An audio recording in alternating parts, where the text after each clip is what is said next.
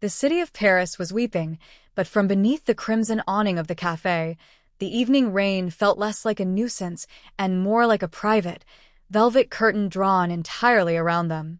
The wet pavement of the street acted as a dark mirror, reflecting the warm, blurred lights of the café windows and the amber glow of distant street lamps.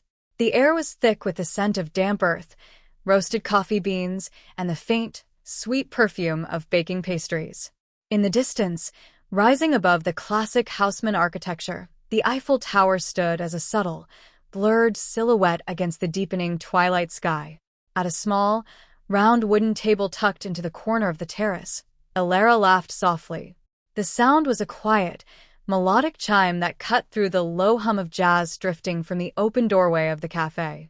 Her gaze was directed downward, a look of pure, unhurried contentment on her face. She wore a heavy, oversized forest green knit sweater that perfectly complemented her features, her dark, curly hair framing her face in elegant, chaotic waves.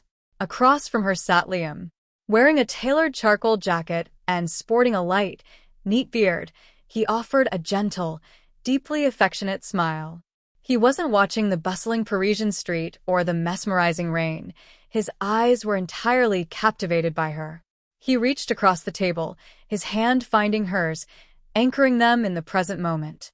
Between them sat two half-empty coffee cups, the steam long gone, leaving behind the rich, dark remnants of espresso. It was a moment of profound, cozy intimacy, their hands clasped as the quiet evening settled around them. The world outside the terrace seemed to slow to a crawl, but then, the focus of their evening subtly shifted.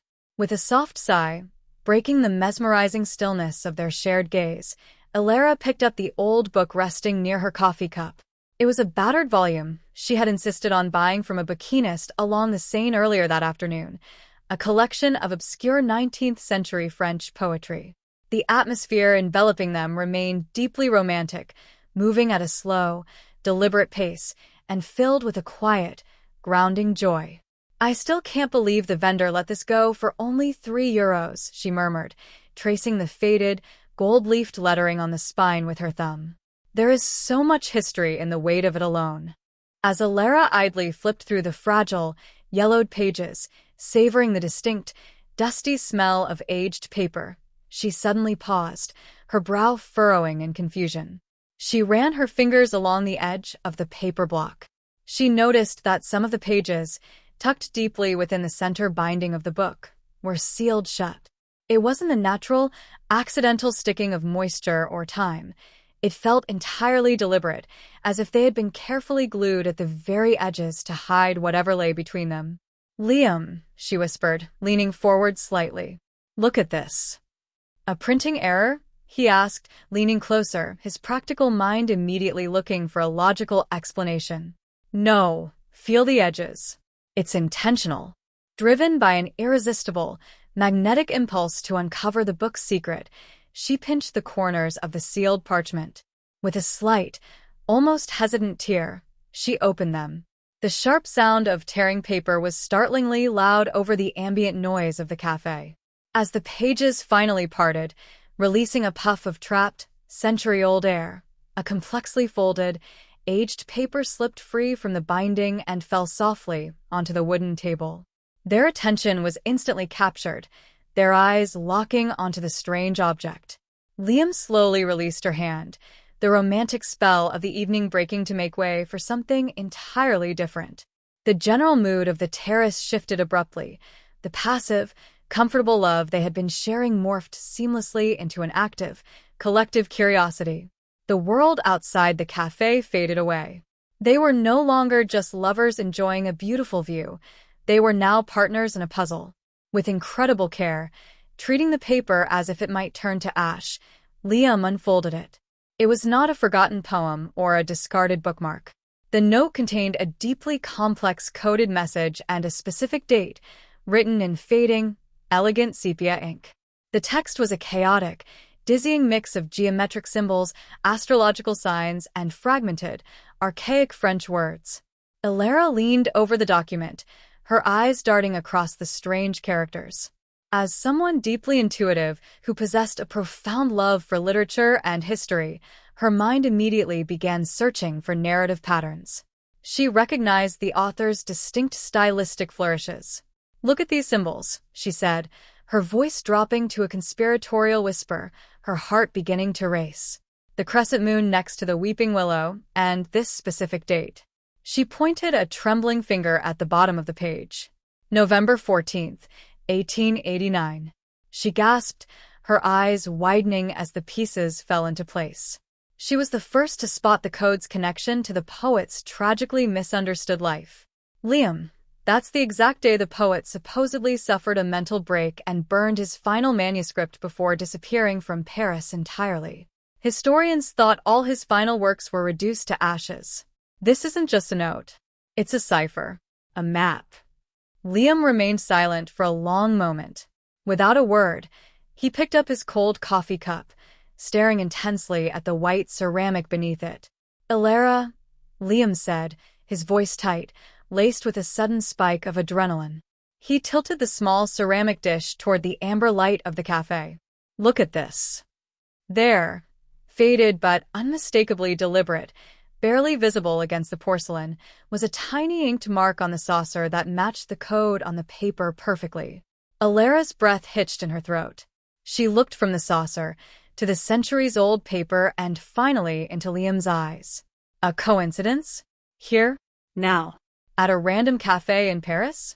On the exact table we chose to sit at?" Liam replied, a thrill of undeniable excitement pulling at the corner of his mouth. "Not a chance." The rain continued to fall softly against the awning of Le Cœur, but neither of them felt the evening chill. This opening chapter of their night was entirely about setting the stage, fueled by the breathless excitement of discovery and the unbreakable bond formed by sharing a profound, dangerous secret. The City of Lights had just offered them a shadow to chase, and as they looked at each other over the cryptic cipher, they silently agreed to step into the dark together. The transition from the warm, insulated cocoon of the cafe to the brisk reality of the Parisian night was jarring, yet it only served to heighten the electricity humming between them. Deciphering the intricate first clue from the poet's cipher took them immediately on a hurried journey across the rain-slicked pavement, their steps echoing rhythmically against the wet stone. The ambient glow of the city seemed to guide them as they navigated away from the wide, bustling boulevards and deep into the winding, ancient veins of the city. Their destination, according to the geometric coordinates they had hastily unraveled on a napkin, was a forgotten archive hidden quietly inside an old, unassuming bookstore nestled in the historic labyrinth of the Marais district. When they finally arrived at the address, the facade of the shop looked deceptively abandoned, its windows darkened and thick with years of accumulated dust. A faded wooden sign swinging gently in the damp wind read, "Les Mots, Suspendus." Liam tested the heavy iron handle of the door. It was locked tight. He was about to suggest they had made a mistake when Elara noticed a small, polished brass bell pull hidden in the shadows of the alcove. She gave it a firm tug. Minutes stretched into agonizing silence before the heavy door creaked open an inch, revealing the sharp, suspicious eyes of an elderly man. This archive wasn't merely a back room for rare books. It was an exclusive club, a fiercely guarded sanctuary for serious antiquarians and literary purists, and they quickly realized they needed to talk their way in. Elara, stepping forward with a confidence that surprised even Liam, began to speak rapidly in flawless, impassioned French. She didn't plead. Instead, she spoke of the poet, dropping obscure references and reciting a fragmented stanza that perfectly matched the era of the secret society. The elderly guardian's eyes softened with a flicker of respect, and he silently stepped aside, allowing the damp Parisian night to spill into the hallowed, leather-scented air of the vestibule. The interior was a bibliophile's dream, a sprawling, multi-level maze of towering oak shelves groaning under the weight of centuries-old manuscripts, maps, and ledgers. The air was thick with the scent of decaying paper and beeswax. Following the subtle directions gleaned from the cipher, they navigated the narrow, creaking aisles until they reached a neglected section dedicated to late 19th century urban planning. They worked in tandem, a silent synchronicity taking over. Liam's methodical eye scanned the indexing, while Elara's intuition guided her hands over the spines of the oldest volumes. Finally, wedged behind a massive, crumbling tome on municipal aqueducts, Liam found a slender, unmarked leather portfolio. With bated breath, they opened it on a small reading stand illuminated by a single, flickering Edison bulb. Inside, carefully preserved between sheets of protective vellum, they made their discovery. They found that the next clue was a fragmented piece of a vintage metro map. It was unlike any modern transit map. The parchment was brittle, the ink a faded, ghostly blue, and it displayed lines and stations that had either been drastically rerouted or had seemingly vanished from the city's grid entirely more than a century ago. Elara looked up from the delicate parchment, her eyes shining with a mixture of awe and fierce adrenaline. Liam met her gaze, a triumphant, brilliant smile breaking across his normally reserved features. The shared success of bypassing the Guardian, navigating the archive, and actually finding the artifact cements their partnership in a profound, undeniable way. The fragile, budding romance that had started over coffee just hours ago was rapidly forging into an unbreakable bond of trust and mutual reliance. They were no longer just on a date, they were a unified team. Carefully photographing the fragmented map with Liam's phone, they left the portfolio exactly as they found it and made their way back through the silent stacks. The elderly guardian offered them a curt nod as he unlocked the heavy front door to let them out. But the quiet thrill of their victory was about to be violently interrupted. Just as they were leaving the quiet sanctuary of the bookstore and stepping out onto the uneven cobblestones of the dark street, they immediately noticed a shadow detach itself from the deep gloom of the adjacent alleyway. The atmosphere shifted instantly, the temperature seeming to drop 10 degrees. Across the narrow street, aggressively occupying a space meant for smaller vehicles, a powerful, elegant car was parked outside, its sleek, dark chassis absorbing the dim light of the lone street lamp. Standing beside the idling vehicle was a tall figure shrouded in a heavy, expensive overcoat. He wasn't just a passerby seeking shelter from the lingering drizzle.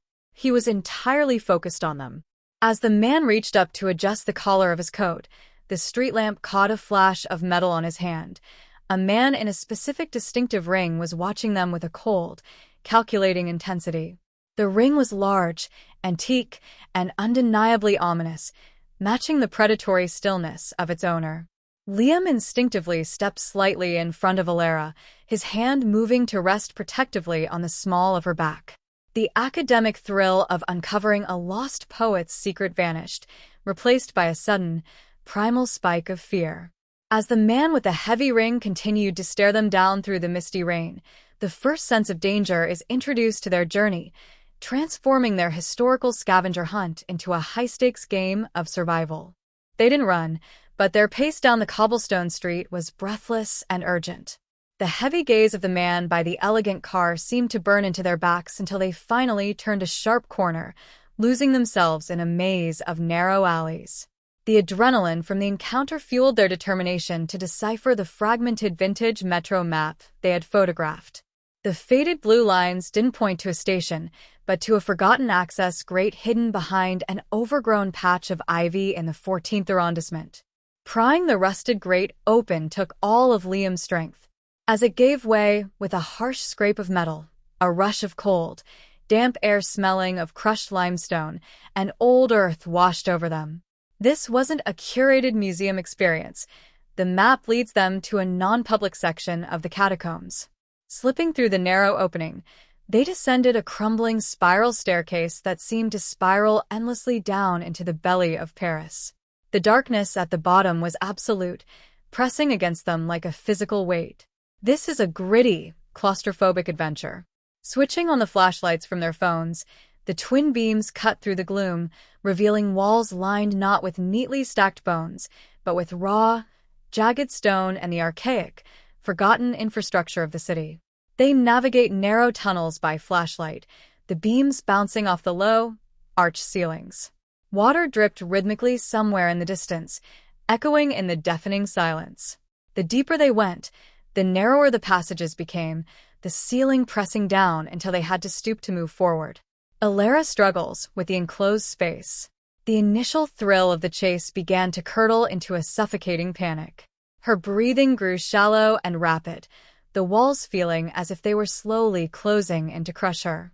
She stopped, leaning against the damp rock, closing her eyes as a wave of dizziness washed over her. Seeing her distress, Liam stopped immediately. He didn't push her to keep going or dismiss her fear. Instead, he stepped close, creating a small, safe barrier between her and the oppressive dark. Liam, protective and reassuring, helps her. He gently took her face in his hands, guiding her to look only at him, grounding her in the present. "Focus on me, Elara." "Just my voice," he whispered, his tone steady and incredibly calm. "We take it one step at a time. I'm right here." This tests their relationship. Can they support each other under true pressure? In the stifling dark, Elara found her anchor in his steady gaze. She nodded slowly, drawing a deep, shuddering breath, and reached out to grip his hand tightly. They moved forward again, slower now, moving as a single unit. Following the complex directional notations on their digital copy of the map, they finally emerged into a slightly wider, circular chamber. In the center, sitting atop a crumbling stone pedestal that looked like an ancient surveying marker, was a small, ornate iron box. With trembling fingers, Liam pried the rusted latch open. Inside, resting on a bed of decaying velvet, was a heavy, oddly shaped brass key. A triumphant laugh escaped Elara's lips, the oppressive fear momentarily forgotten. They find the next clue, a physical key. It was a tangible piece of the puzzle, cold and heavy in her palm. They had done it. They had navigated the darkness and claimed their prize. But the victory was brutally short-lived. Just as they are about to leave, they realize they are trapped. A heavy, echoing clang reverberated through the tunnels, coming from the direction of the spiral staircase they had just descended. The sound was unmistakable, metal striking metal, followed by the definitive, grinding scrape of a heavy lock turning. They rushed back the way they came, their flashlights shaking wildly, until they reached a heavy iron gate they had passed earlier, a gate that had been standing wide open. Now, it was slammed shut, the rusted bars forming an impenetrable barrier between them and the surface. Through the iron grating, illuminated briefly by the sweeping beam of a heavy-duty flashlight from the other side, they caught a glimpse of a heavy overcoat and the brief, cruel flash of a distinctive antique ring. The rival has beat them there and locked the exit. Plunged back into the suffocating darkness of the Parisian underworld, they were entirely alone, trapped with the poet's key and a rapidly dwindling supply of oxygen. Panic was a living thing in the confined, pitch-black space of the catacombs, but Liam's steady grip kept Elara from succumbing to it. Feeling along the damp, jagged walls, Liam's fingers brushed against a rusted iron lever partially concealed by centuries of mineral buildup. With a desperate heave, he pulled it, revealing a narrow, forgotten maintenance shaft. They manage a daring escape through an emergency exit and find the rival waiting. As they burst through a concealed grate into the cool, misty air of a quiet alley in the 14th arrondissement, their relief was instantly shattered. The tall man in the heavy overcoat stood beneath a flickering street lamp, his antique ring catching the dim light. He had anticipated their alternate route. Elara recognized the subtle engraving on the heavy brass key they had found. The key is to a location in Montmartre, a hidden artist's workshop. Knowing their destination gave them a desperate edge. Liam grabbed a heavy metal trash bin, shoving it into the man's path to buy them a few precious seconds, and pulled Elara toward a waiting taxi on the main boulevard. The taxi dropped them at the base of the hill, but the elegant, dark car was already pulling up behind them. What followed was a frantic, non-violent chase through the steep, cobblestone streets of Montmartre. Their lungs burned as they sprinted up the endless staircases, the imposing silhouette of the basilica looming high above them in the night. The man with the ring was relentless, moving with a terrifying, silent speed. Realizing they couldn't outrun him together, Elara made a split-second decision. They used cleverness, the crowded markets, and knowledge of the area to lose the collector, but only by splitting up, which is terrifying. She thrust the brass key into Liam's pocket, gesturing toward a bustling, late-night open-air plaza, and darted into a narrow, winding alleyway in the opposite direction. Being separated in the dark, hunted by a ruthless adversary, was an agonizing test of their courage. Elara ducked through the crowded stalls of the Place du Tertre, using the throngs of tourists and street artists as a living shield, her heart hammering wildly against her ribs.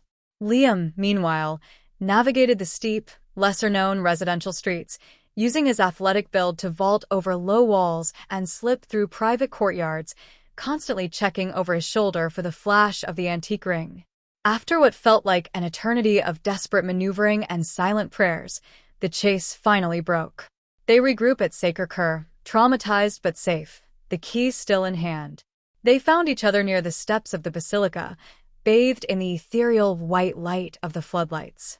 Elara collapsed into Liam's arms, tears of sheer relief mixing with the cold rain on her cheeks. He held her tight, his own breathing ragged, the heavy brass keys safely pressing against his chest from inside his jacket pocket. Looking out over the sprawling, glittering expanse of Paris below, the romantic illusion of their adventure was entirely stripped away. The stakes are now high. They were no longer playing a game of historical trivia. They were in possession of something that a dangerous man was willing to hunt them down for, and they were in it together, until the very end. The cold night air of Montmartre bit at their cheeks as they descended from the basilica, the heavy brass key burning a metaphorical hole in Liam's pocket. According to the final markings on the fragmented vintage map, the entrance wasn't a standard door, but a forgotten service hatch hidden beneath the cobblestones near an old funicular line. After a tense 10 minutes of searching the shadows, Liam's boot struck a hollow-sounding iron plate. The key opens a hidden access point to an abandoned, phantom metro station. With a synchronized, straining effort, they twisted the archaic lock and hauled the heavy grate aside. A gust of stale, metallic air rushed up to greet them. Descending a rusted iron ladder, they found themselves in a cavernous, tiled expanse untouched by time. This is the core of the suspense. The beams of their flashlights danced across decaying Art Deco advertisements and rails coated in a century of rust. It was a ghost of Paris's past, silent and overwhelmingly vast. The map led them away from the platforms and into a reinforced security bunker. Inside, they found a mechanical puzzle in a long dark control room. A massive, dust-covered console dominated the space, covered in unlabeled brass levers, gears, and dials. Elara, using the cipher's intricate astrological signs, began to map the symbols to the faded markings on the control board. Liam stood guard at the doorway, his muscles coiled tight, listening to the suffocating silence of the underground. Just as Elara's fingers closed around the final lever, a slow, echoing set of footsteps rang out from the platform. The collector, having figured out the destination, corners them. He emerged from the darkness of the tunnel, a sleek, suppressed pistol now visible in his gloved hand. The antique ring caught the beam of Liam's flashlight as the man raised the weapon. "The game is over," the collector's voice echoed, smooth and chillingly calm. "Step away from the console." Elara froze, her hand still hovering over the machinery. Liam's eyes darted frantically around the room, landing on a heavy emergency release valve marked with a faded red warning symbol on the wall beside him. A physical confrontation is avoided only by Liam using the station's old mechanisms to drop a heavy barrier, separating the collector but trapping all three in the dark. With a desperate, lunging pull, Liam triggered the valve. A deafening groan of tortured metal filled the air. A massive iron security door, suspended above the entrance to the control room, slammed downward with the force of a guillotine. The impact shook the floorboards, raising a blinding cloud of ancient dust. The heavy barrier crashed into place just inches from the collector's boots, sealing Elara and Liam safely inside the room, but simultaneously jamming the exit track. The violent vibration knocked a vital power relay loose, and the overhead emergency bulbs flickered and died, plunging them into absolute, suffocating blackness. They are stuck together and must cooperate to get out. The silence that followed was heavy with trapped breath and racing heartbeats. They were sealed in a tomb of iron and concrete. "You fools," came the muffled, strained voice of the collector from the other side of the heavy door. "You've engaged a dead man's luck. The ventilation in this sector has been sealed for 70 years. We have perhaps an hour of breathable air." In the pitch black, Liam found Elara's hand, squeezing it tight as fear threatened to overtake them. Tense negotiation and revelations about why the collector wants the treasure follow. Through the thick iron, the collector offered a reluctant truce. If they helped him decipher the manual override from their side of the console, he would use his tools to pry the secondary release on his side, letting them all walk away with their lives. The treasure, he finally admitted in a moment of bitter honesty, wasn't just a lost manuscript to be sold to the highest bidder. It contained the only known proof of his own ancestors' stolen legacy, a truth the poet had hidden to protect the very woman he loved. Trapped in the stifling dark, Elara and Liam realized that survival now depended on trusting the man who had just been hunting them across Paris. They had to navigate the complex mechanical puzzle entirely by touch, guided only by the tense, echoing voice of their enemy through the iron door. The darkness of the control room pressed against them.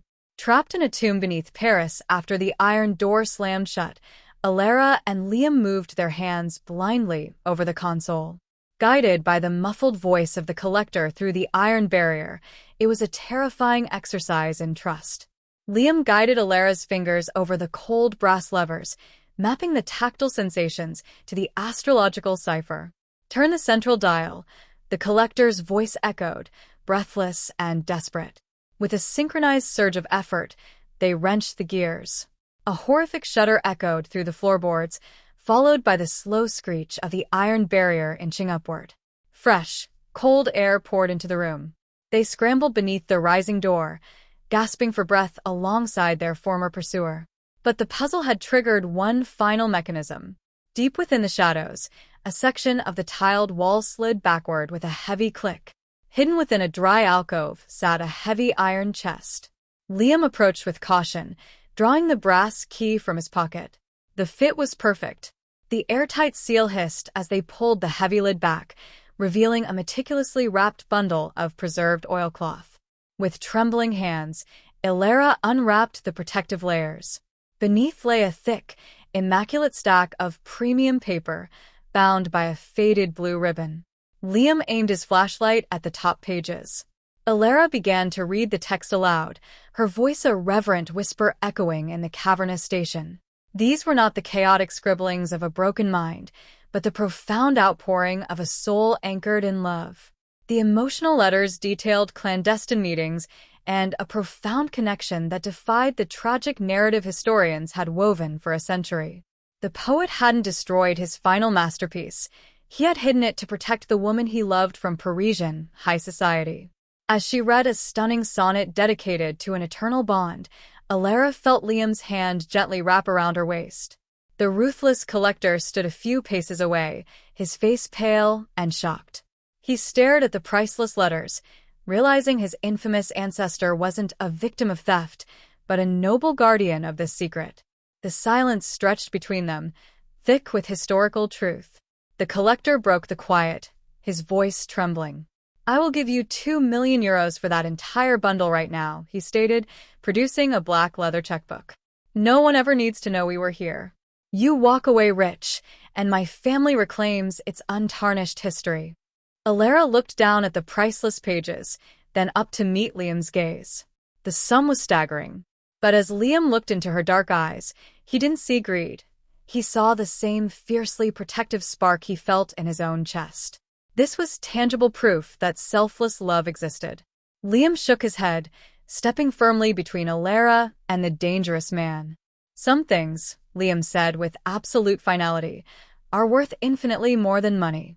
The world deserves to know his heart wasn't broken." Knowing he was outmatched in the narrow station and unwilling to risk violence with his family's legacy on the line, the collector lowered his gaze, turned, and disappeared into the suffocating darkness.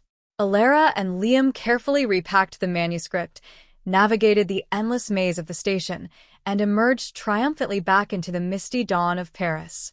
Several peaceful months passed. The melancholy skies of their first date were replaced by a brilliant, cloudless azure expanse bathing the city in radiant light. They sat together on a wrought iron bench in a secluded square du Vert Galant, the leaves of weeping willows dancing in the wind.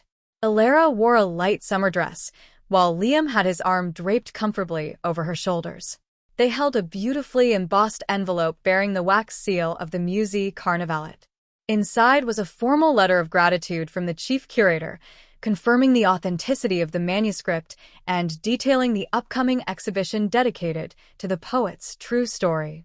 The letter also mentioned the successful police investigation into a smuggling ring, spearheaded by the information they provided about the collector. The frantic adrenaline of their first night had evolved into a deep, unshakable foundation. Liam leaned in close, his lips brushing affectionately against her temple. Elara smiled radiantly, resting her head against his chest.